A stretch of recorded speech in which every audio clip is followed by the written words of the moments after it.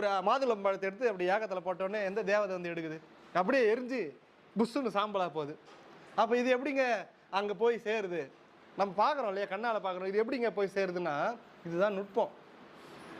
நீ மாதுளம்பழத்தை எடுத்து ஓம் சிவாய நமக அப்படின்னு அந்த மந்திரத்தை சொல்லி அந்த மாதுளம்பழத்தை அப்படி போடுறாங்கன்னா சிவனுக்காக அது அந்த மாதுளையோ சாத்துக்குடியோ அவங்க போடும்போது அது பொசுங்கி சாம்பல் ஆகுதுல்ல, அது பொசுங்கும் போது அந்த பழம் போவாதையா, அந்த உணர்வு செல்லும்.